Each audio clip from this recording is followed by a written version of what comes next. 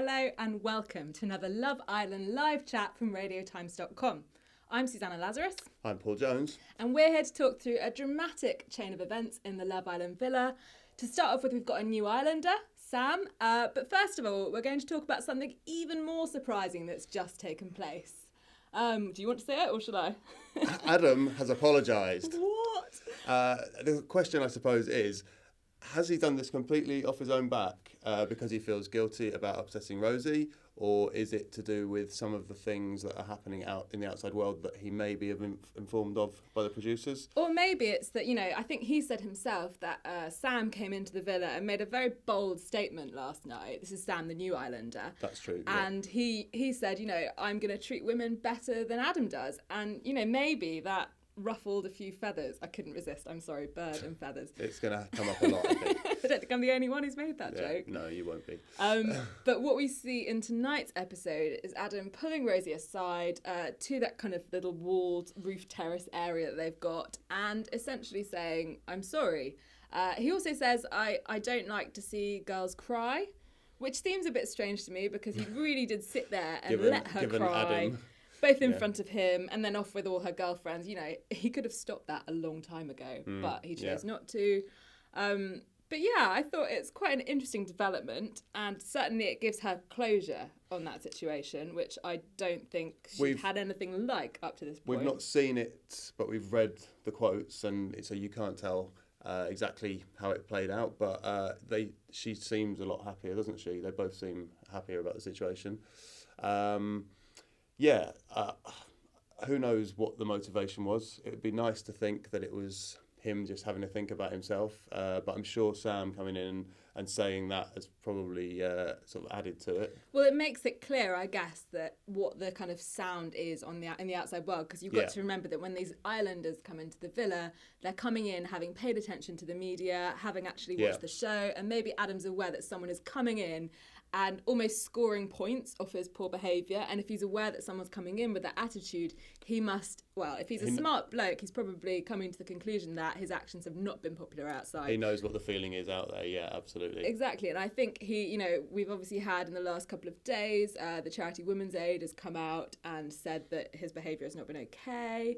There's some worrying signs there. Yeah. And so I think, if we are to look at this situation, the best outcome has happened in that he has apologised, and hopefully she can feel better about herself off the back of him admitting that he's done something wrong. Because I think also you've got to remember that this is such a pressure cooker environment. He's sort of making her feel like she's acting, out of she's not being sensible in the situation. Yeah. She might then get into her head that she has not been the one in the right, when actually she has been. That kind and of hopefully thing can be him damaging. apologising has validated her version of events and made it clear to her that she was in the right.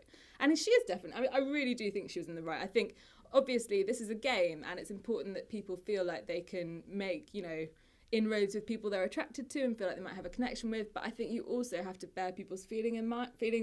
And absolutely. I think too often in the villa this year, the boys have come back with, well, we're not boyfriend and girlfriend, so what do I owe you? And yeah, there's a certain truth to that, but also you're really hurting people's feelings. And if he is saying, oh, I'm sorry, I don't like making you cry, well, clearly that's like a physical manifestation of hurting someone's feelings, and I'm glad that he's acknowledged that. Some people are more sensitive than others. Sometimes you could hurt someone's feelings without realising, but I think in this case that isn't one of those situations. No. It's interesting though if he's sort of seen, oh, this is the mood from outside. Did he think that people were going to, what did he think people's opinion about it would be? I think what you've probably got to bear in mind is that Adam, I reckon, this is me jumping to conclusions perhaps, but I think he's probably got away with this behaviour for years. And so I think this is him possibly just acting as he always has. And yet when you're under the kind of scrutiny of television cameras and you've got the public watching you, maybe this is a good moment to teach him a lesson that actually it's rubbish behaviour. Yeah, absolutely. Cool. Well, hopefully everybody comes out of it a little bit, having grown a little bit, that would be nice, and in a positive way. That would be nice, wouldn't it? Very nice, Paul, yes. Yeah. One of the other events of last night's episode was the decision to send Megan and Eyal into the hideaway. And tonight's episode sees them wake up and things have happened. Things have happened. Significant things have happened. Do we need to go into more detail I think we've probably alluded to enough, but certainly she swears him to secrecy. Yeah, and then promptly goes and tells the girls. Trots off, everyone screams, whoops, and he, having been sworn to secrecy, I think comes to the conclusion that she has gone and spilled the beans, and so he does the same with, I think, Jack. Interesting choice of words. So he then does the same to the boys, so everyone knows, basically. Yeah, and I think Jack was very happy for him. Jack's very happy for everyone, though, isn't he? He just wants the best for everyone. Yeah, absolutely. Right, lovely guy. I feel like we haven't seen enough of Jack and Danny on our screens in the last few nights. It's true, there's too much going on with other people, and is it the case, I wonder if the producers think, well, this is just, there's nothing new here, because it's just more of them being, absolutely lovely really to each cute other. Together. There's no drama there, is there? But people like that, I think they like it. I just think Jack is golden TV for me. Every time he comes on screen, I smile. I love his ridiculously white teeth and his impressions. I just think he's great. I want to see more of him. Yeah. But I guess, 5 weeks to go still. 5 weeks, 5 more weeks. Something like that, I don't know. But I guess, deserved screen time is going to some of the dramas in the villa. We know that Wes and Laura seem to be blissfully happy again, but we've now got another Islander who's come in, and maybe he'll stir things up a little bit. Is that Mr. Sam Bird? What did you make of him? What he'd said to Adam, that sly little dig was brilliant, wasn't it? And he seems like he's going to shake things up. He kind of gives the impression. Well, he's very much aware now that the power is in his hands ahead of the recoupling, isn't he? Absolutely. And it will be interesting to see which direction that goes in. And there are lots of different permutations, aren't there? Because with things we don't know are what order they're going to pick in. That's the crucial thing.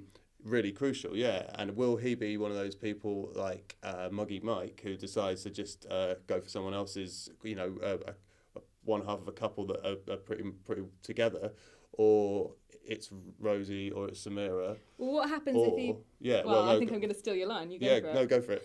Oh, we're so polite. We're so nice to each other at radio times. I think what could happen is he could pick Zara, and then was that what you were going to say? Well. No, actually. We'll move on to you after. If he does pick Zara, though, where does that leave Adam? Does he pick Rosie, having made peace with her and apologised? Does he pick Samira? What could happen there?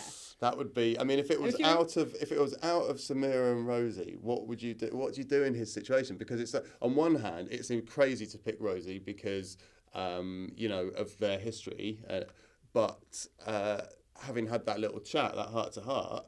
It's kind of like it would be another snub, wouldn't it? Absolutely. To not pick her. So it's kind of... And then you've also... Let's hope that happens. You also got Rosie and Samira really vying for Sam's attention in tonight's episode. I think Rosie uses the phrase, turn on the Rosie magic. So she's really going for it. But then you've got poor Samira, who I think is just a brilliant character in the house. She's everyone's friend, but she hasn't really started her own sort of Love Island journey, as I think she's the Montana of this year, isn't she? Yeah, and I think she deserves so much more. And what sucks is that, there's one choice here. Whereas with Montana, I think she picked Alex out of a lineup of 5.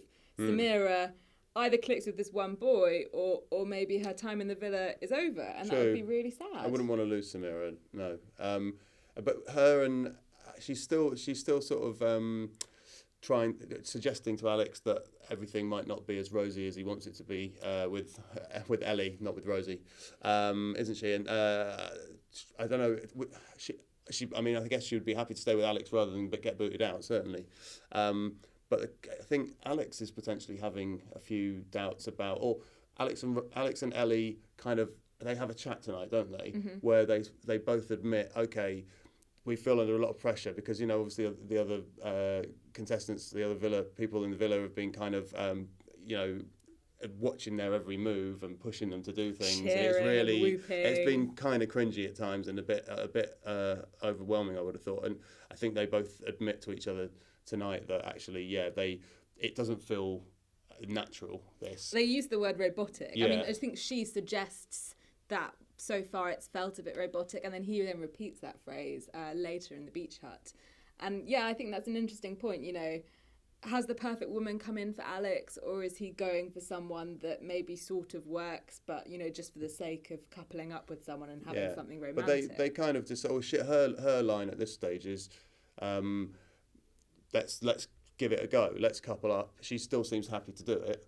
Let's couple up and give it a go, with both bearing in mind that, you know, we may not be the one for each other, but see how it goes. But then I think Alex is the one, maybe out of the two of them, who's slightly doubting whether that's what they should do now, isn't he? Well, I think they're both doubting, because I think there was a moment yesterday where Ellie was speaking to Adam about his feeling for Zara, and it was her and Alex in the conversation with Adam, and she was describing that feeling of, you know, when you know, and getting really excited about someone, and you just got this slightly awkward sense that they were both talking about Adam's feelings and not acknowledging the fact that neither Ellie nor Alex was sharing that kind of moment of excitement. So I think there are doubts on her side, but I think when it comes to tonight's episode, it's Alex who starts to vocalise them, and that also comes off the back of another conversation he has with Samira, where she's again doubting Ellie's intentions, doubting this. She's putting little, trying to chuck a little spanner in the works here and there, isn't she? And again, it's hard to know how much of it is I'm your friend, and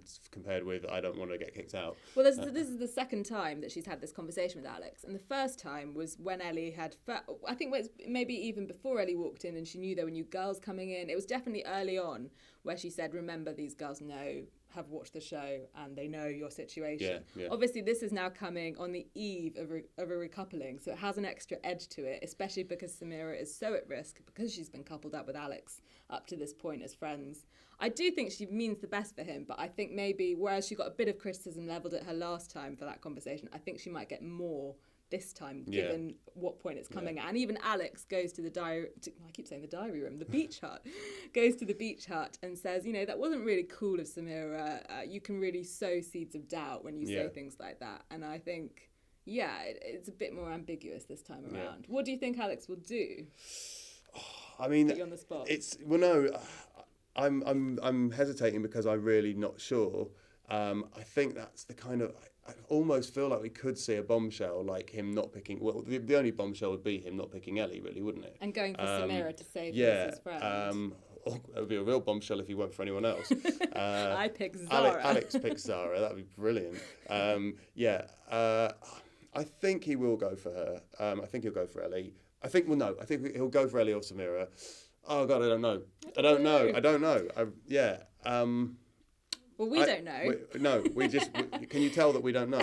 But maybe you have an inclination, you know. We want you to get involved here. We want you to have a word in the comments box below. Have your say. And not just about Ellie and Alex, you know. Who's Sam going to pick? That's another very important question. Yeah, and when does he go? If he goes, I mean, he can explode the whole thing if he, goes in early and just gets his choice. And we should make it clear that, there is a dumping tonight. Someone is going home. Who is it going to be?